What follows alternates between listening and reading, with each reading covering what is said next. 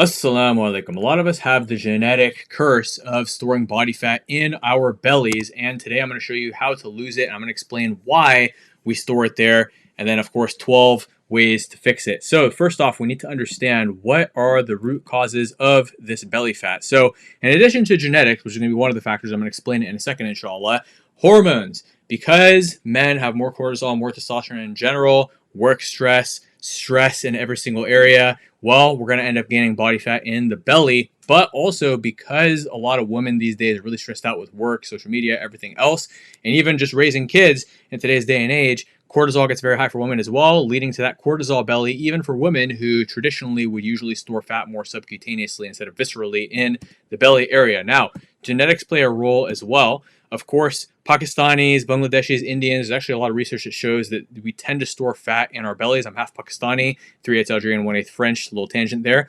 Hispanics, we do actually have some Hispanic clients as well, particularly one of our clients is a revert, mashallah.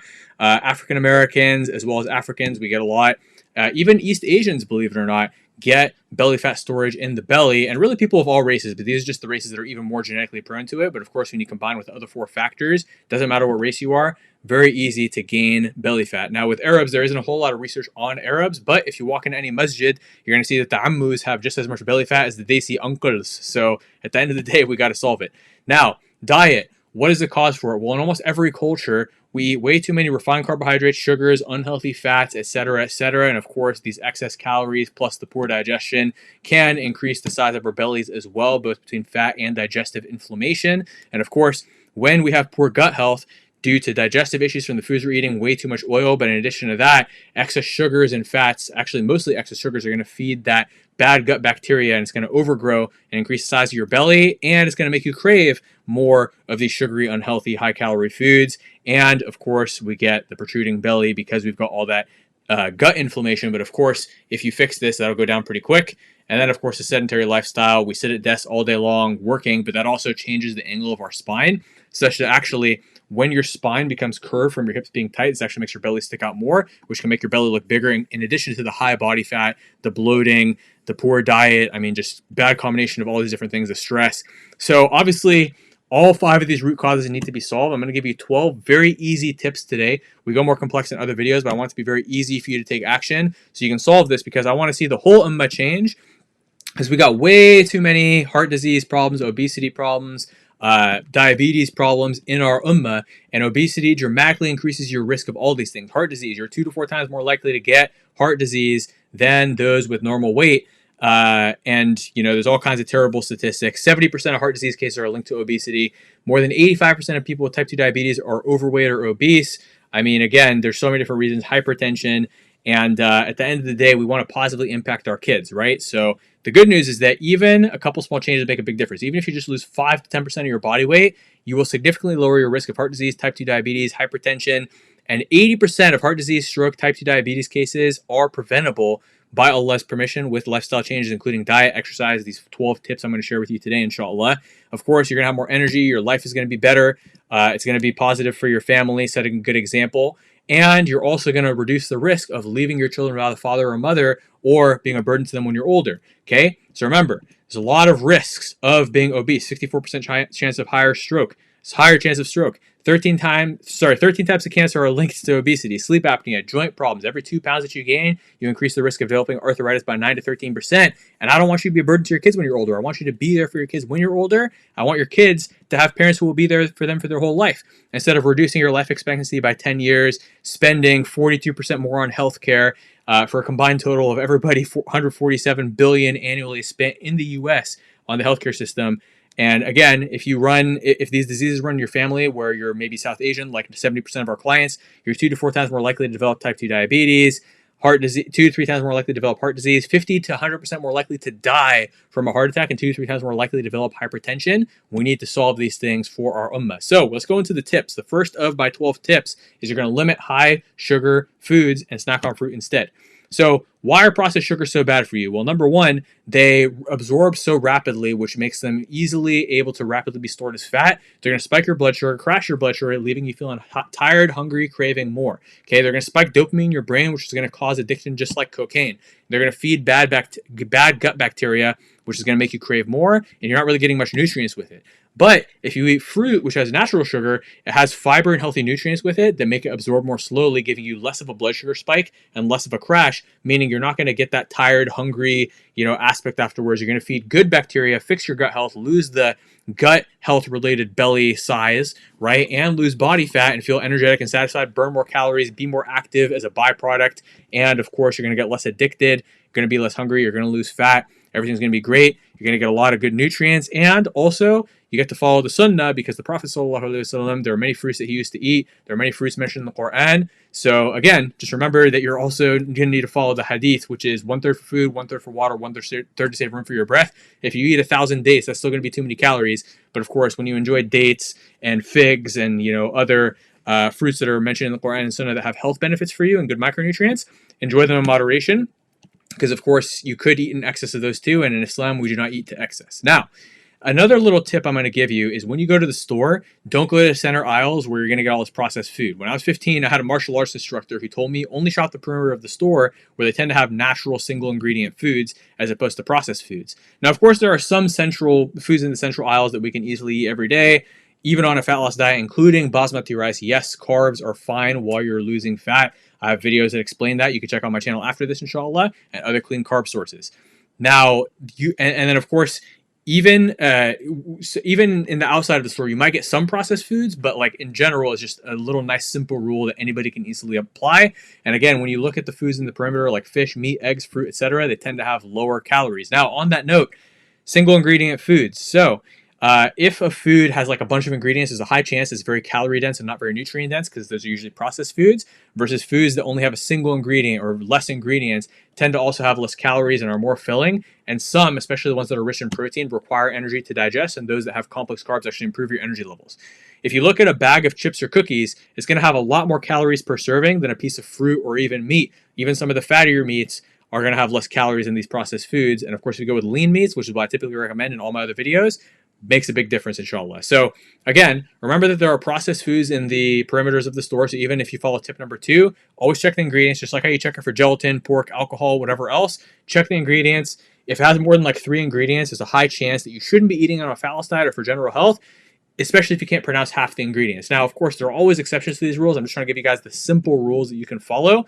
And then, of course, in my other videos, I talk about more complex stuff. And as we go through the video, the tips are going to ascend in intensity, which is actually going to be really helpful for you, especially if you're serious about losing weight. Now, many seemingly healthy foods actually have added sugars. So tip number 4 is you need to be careful. So fruit juices, smoothies, healthy organic snacks from Costco, Trader Joe's, Whole Foods, it's all marketing hype. They actually have a lot of added sugars, processed ingredients, and they have a ton of calories. Like if you go to Trader Joe's, everything looks healthy, but I'm telling you, and it's so discouraging and it's so like depressing. I'll go to Trader Joe's, I'll see this healthy looking snack, I'll get it, way too many calories. So one time I ate this big thing of chocolates from Trader Joe's. I was like, oh yeah, it's from Trader Joe's. How bad could it be? Checked, I just ate 1,000 calories. Trust me, guys, I have a huge appetite just like you. So if I can lose fat, anybody can lose fat. And these are some tips to help you in addition to other ones on the channel. Now, if you do want fruit juice, you can make your own fruit juices and smoothies at home, but it's better to just eat whole fruit because like I said in tip number 1, the fiber is going to slow down the digestion and absorption and help you stay full longer, assimilate the calories more slowly, prevent blood sugar spike, dopamine spike, as much fat storage, if any, give you more energy, keep you fuller. And also be very careful of any of these snacks that are marketed as healthy because, again, most of them are loaded with a bunch of fattening calories. There are better snack foods, and I have a video on snacks that I'll link at the end of this, inshallah, that will help you a lot to just know what to look for in snacks, my parameters, everything else, as well as some examples of the snacks that I recommend to clients that have successfully worked for fat loss. Now, I'm going to give you tip number 5. Now, this one I'm going to give you a bunch of science, which is pretty awesome, which is that when you drink more water, there's a couple things that happen. Number 1, your metabolism goes up when you drink more water, okay? And again, there are studies, and I can link you the studies in the comments if you like. Just let me know, and I'll find the studies and link them to you. I have my whole research that I did before doing this video, both based on my personal anecdotal experience with clients, as well as scientific research, so I can give you the exact percentages for these things that we generally know as like, experienced coaches. Another benefit to drinking more water is that you can reduce the amount of food you eat. So if you drink a little bit of water before meals, see, people always ask like, okay, so the sunnah rule, right? 1/3 for food, 1/3 for water, 1/3 to save room for your breath. What does that mean? Do I take a ruler and put it in my stomach? No. You don't do any of that, okay? All you need to do is just drink water before your meal, a little bit of water, like 500 milliliters, and you've already filled your stomach with 1/3 water, and then eat your food, and then, save a little bit of room so you can breathe, right? That's generally a great way to apply this hadith, and Drinking that water has been shown in scientific studies as well. We've known this for 1400 years as Muslims from the Hadith, but science also shows you can reduce calorie intake by 13% without even trying, simply by drinking water before your meal. Okay? In addition to this, if we replace sugary drinks with water, it's going to lower your overall calorie intake, help you get in the calorie deficit to lose fat. In addition to all the other improvements, it's going to improve your exercise performance, so you can burn more calories. It's going to support fat breakdown, and it's going to reduce water retention, because when you don't drink enough water, your body holds onto more water, which makes you look bloated, puffy, jiggly, because all that water weight is also going to make you look like you have more body fat, because water weight looks very similar to body fat. So it's going to help you to look leaner and shed more water while you're losing fat, feel lighter, feel better overall, less puffy, all that stuff, right? Which is going to help you feel more motivated and look better. And then that's going to motivate you too. It could potentially help with digestion. Just so one little nuance to this is, if you just ate a bunch of carbs, don't chug a bunch of water on top of that, or you're going to get very bloated because the carbs are going to absorb the water. Generally, you want to kind of drink your water either before the meal, or give yourself some digestion time before you drink after a meal, just to be mindful that you're not going to mess yourself up. Okay, but yeah, when you're dehydrated, obviously your digestion is not going to be good. Energy levels. When you're hydrated, you get less fatigue, which helps you burn more calories. Your insulin sensitivity goes up. So this is amazing, because it's going to help, especially if you have a risk of diabetes. And it's also going to help you to lose fat and reduce fat storage. Less stress-related cravings. Helps you stay in a calorie deficit. So drink water. And I have some specific recommendations in other videos on that as well, inshallah. And I'm also happy to answer questions in the comments, link you whatever you need to know. Now, tip number 6, make sure you're eating enough protein. Now, again, I want this video to be very simple and actionable, so just eat more protein, increase your protein intake. I usually recommend 1 gram per pound in body weight in protein a day, but there are some nuances for this, as far as some people who need to consume more and some people who need to consume less. Usually, women don't need to go above 150. But usually women need to get at least 120. Even if, well, I guess if you weigh like 80 pounds as a woman, you probably don't need to lose weight in the first place. But you definitely don't need to lose weight in the first place. But 80 grams of protein could be sufficient. Again, it's very nuanced, right? And of course, people with kidney disease need to eat less. And then for men, we usually don't need to go above 200 unless you're like a competitive bodybuilder or something, which usually that's not my ideal. That's not my average fat loss client. Okay. But the point being, I have a whole protein guide video, which is going to tell you the protein sources, how much to get with each meal, etc. But there are some proven benefits. Number 1, your metabolism goes up. Your thermogenesis, which is, again, just your body's producing heat, your body's burning fat. There's a lot of things that are happening. 15 to 30% it goes up, which is going to help you burn more calories. And every gram of protein that you eat burns an extra calorie per day through the thermic effect of food. Now, reducing appetite. When you consume more protein, you're going to be more satiated, which is going to help you stay more full and eat less calories when you're losing fat. Okay? When you are obviously eating more protein, it's going to help you preserve muscle mass, which keeps your metabolism on point and makes sure that the weight that you're losing is fat, not muscle. When you eat more protein, you get less cravings. In fact, interestingly enough, high protein diets reduce cravings and late night snacking by 60%, which is going to help you to not sabotage your diet. So if you've ever gone and late night snacked and messed up your diet because you're so hungry from these crazy low calorie diets, boom, this is going to help a lot. Now, another thing, when you eat more protein, okay, if even just 25 to 30% of your calories come from protein, which usually I advise that, male clients usually get about 40 to 45% of their calories from protein, but even just 25 to 30%, for females it could be a little bit less. It's going to help you to improve your body composition while losing fat and losing more fat. We talked about satiation, of course, and so protein is more satiating than carbs and fats, so that's why it's a good component of your diet. And there are some people out there that recommend less protein than I do, but I have always found that high protein works super well for clients, just as long as you don't have kidney disease, which we talk about nuances of that in some of my other videos. Now, protein has a higher thermic effect. So like I mentioned, every gram of protein you consume burns 1 calorie per day. So if you eat 200 grams of protein per day, you're burning an extra 200 calories per day, which adds up over time. So again, very, very helpful. Now, tip number 7 out of 12 is to be consistent, which is kind of setting the stage for the remaining tips that we have. A lot of the tips I have after this are tips to help you stay consistent and make this process very easy, which is going to help you to see success. Because here's the thing, I can give you the most scientifically optimized strategy to lose maximum belly fat and boost your health, but if you can't stick to it, it doesn't matter, because even if you lost a bunch of weight, you got into amazing shape, if you can't stay consistent and keep the weight off, you're going to rebound and gain it all back, usually more than even the weight that you lost. This happens to people all the time. It might have happened to you. You've definitely seen it happen to people that you know. They were on a diet kick for a while, lost some weight, boom, they gain it back and more, and they start off worse, the square negative one. Not just square one, but square negative one. So we got to make sure that you enjoy the process so you can be consistent and lose weight for life, inshallah. So number 1, this is my secret sauce. This is what the modern Muslim method is literally based on. My number 1 secret sauce that is why our clients are so successful, by the permission of Allah, of course, is we make healthy food taste good, just as good as unhealthy foods. So you can use seasoning. A lot of people think, oh, if you're on a diet, you can't use seasoning. You can't, use salt. You can't use spices. You can't use curry powder. You can't use paprika. You can't use shawarma seasoning. No, I use all those things almost every single day, every single week, right? So of course, if you have high blood pressure, you do need to limit your sodium. But as long as the seasoning does not have calories in it, then you can use as much of it as you want within reason. Okay. So like obviously some marinades have sugar and oil and fats in them. So be careful with those. But spice powders like cayenne pepper, curry powder, even, a chicken tikka masala mix that's not like a marinade because those marinades have oil and sugar in them, but like the powder, the homemade one from the store, not the Sean brand. I mean, the Sean brand doesn't have calories. It just has a bunch of preservatives because that stuff's meant to last on the shelf for forever. But, and we have recipes and I'll talk about the recipe book in a second. But the point being, you can use as much spices, powder spices with no calories as your taste buds and digestion can handle. Of course, some people get digestion issues from excess spices, so be careful, but others see some benefits. For instance, when I eat jalapenos with my meal, not only does it make it taste more delicious, but it actually helps with my digestion, believe it or not. And I got more digestion tips and I can do some more videos on that. Just let me know in the comments. Happy to do more of those in addition to the ones that we have. But I'll tell you the secret sauce for how we make recipes for the traditional classic foods. For instance, our healthy low-fat biryani, air-fried samosas, air-fried fried chicken, pretty much any food from any culture. The key is that we need a 1-to-1 ratio of 1 tablespoon of oil to every pound of lean meat. Lean meat examples, I share some in the protein guide, but one of them would be like, boneless, skinless chicken breast. Another one would be like goat loin chops or, really the goat loin in general. Goat meat, it tends to be lean. Just obviously be careful, like the ribs, the shoulder. The shoulder is sunnah, right? But back in the days of the Prophet sallallahu alaihi wasallam, they weren't eating mountains of rice either. So if you want to eat a mountain of rice, you got to use the lean cuts of goat, right? So just be mindful, right? But the point being, we want to hit those perfect macro ratios of 20% calories from fat, 40% from protein, 40% from carbs. That's my universal ratio. I talk about it in other videos. I talk about the nuances, who needs more, who needs less, but that's generally the average. And that's the ratio we hit with every one of our recipes by using that 1-to-1 ratio and filling the rest with carbs. Like for instance, our biryani recipe has rice, potato, everything. And if that sounds complicated for you, at the end of this video, I'll show you where you can download a recipe book for free, In Shaa Allah. But I just wanted to throw out that tip there to help you be more consistent. Now, tip number 9 is cheat meals.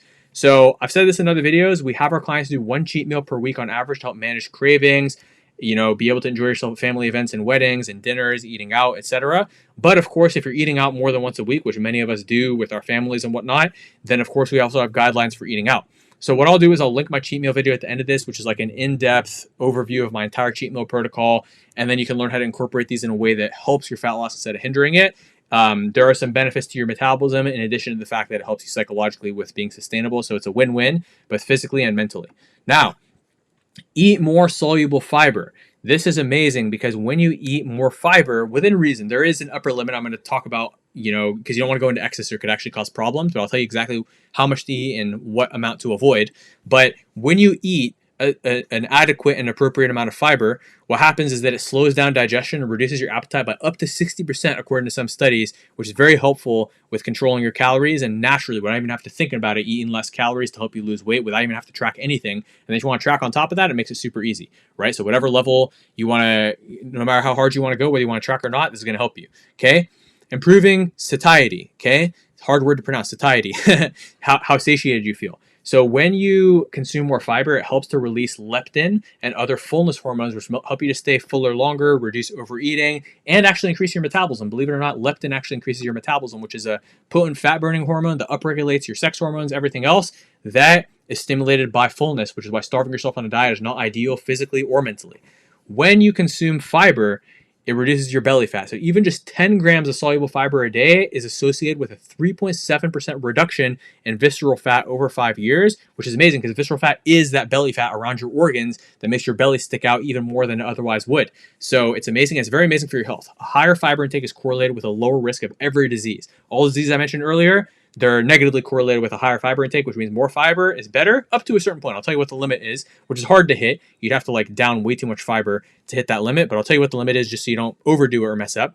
Now, interestingly enough, when you consume more fiber, it can actually bind to fats and sugars, reducing the absorption from the calories from those, which means that even if you slip up on your diet, you just got to add a little bit of fiber, boom, it'll help you to not absorb as much of the calories from the fats and sugars. But it's best to set yourself up with the previous tip where you're enjoying the food anyways to where you don't really slip up on your diet, or the previous 2 tips between controlled cheat meals or strategically timed cheat meals and strategic recipes. Now, fiber also helps to stabilize your blood sugar. So it's going to slow the absorption of glucose, reducing your insulin spikes, preventing fat storage and supporting fat loss. It's going to improve your gut health. It's going to improve your energy levels. It's going to help to regulate your metabolism and fat storage.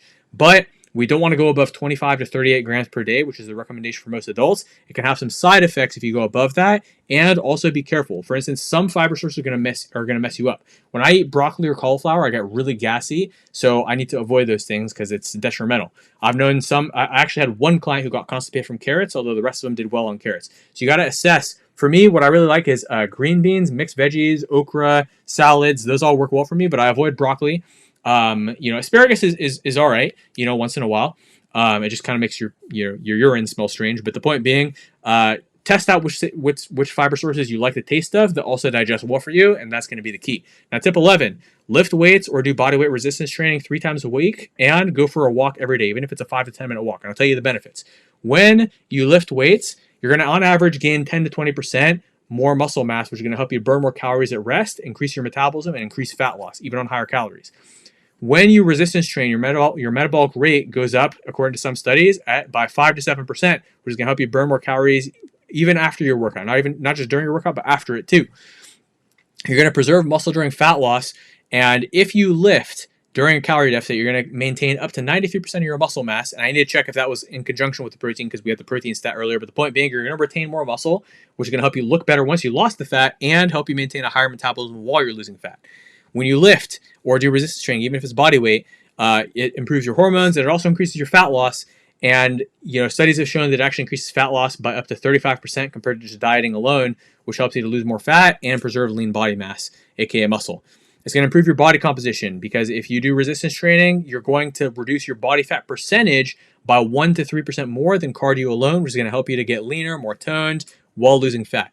Walking is going to burn additional calories. Walking 30 minutes a day will burn an extra 150 to 200 calories, which will increase your calorie deficit and reduce your stress. I'm going to talk about stress in a second.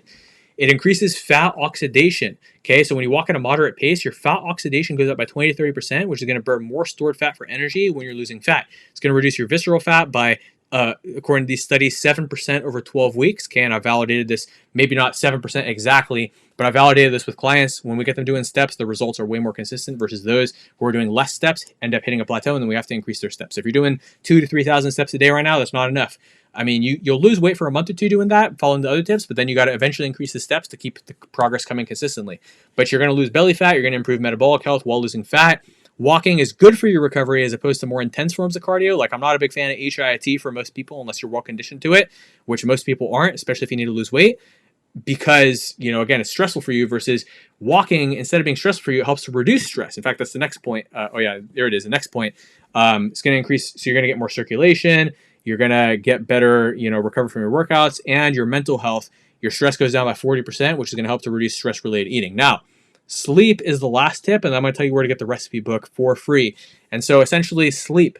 When you sleep 7 to 9 hours a night, you lose 55% more fat than if you sleep less than 5 hours a night, which helps to improve body composition when you're losing fat. Crazy. Sleep actually burns fat. Who knew, right? Appetite is going to help to control your appetite. So if you're sleep deprived, your hunger hormone, aka ghrelin, goes up by 30%, which leads to overeating and makes it very hard to maintain a calorie deficit because you're just hungry all the time.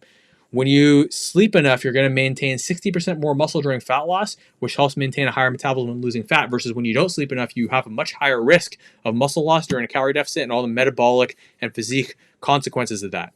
As we mentioned, it can help with craving, not just your physical hunger, but also your mental cravings, okay? When you don't get good sleep, you tend to crave more high-calorie, sugary foods by up to 45%, which makes it hard to resist unhealthy snacks. And you're going to improve your insulin sensitivity when you get enough sleep by 20 to 30%, which helps with preventing diabetes, regulating your blood sugar, have more energy, preventing fat storage. Your metabolism is going to go up, which is going to help you burn more calories. You're going to lower your cortisol, your stress hormone, by 25%, which, remember, that was one of the root causes of belly fat. And on top of that, it's going to help with stress-related fat storage, again, around the abdomen when losing fat. So here's what I want you to do. Share this video with friends, family, anyone who would benefit. I'm going to attach the cheat meal video and the protein video above. And if there's anything else, I promised I'll find it and I'll link it. Just remind me in the comments if I forget. And I'm going to attach a link below to join our email newsletter where you can get the recipe book for free, as well as other valuable resources, motivational tips, and more to help you in your fat loss journey, inshallah. So check out those videos there. Grab the recipe book in the link below. And inshallah, I'll see you in the next video. Enjoy. May Allah make you successful in your journey. Ameen. Assalamu alaikum wa rahmatullahi wa barakatuh.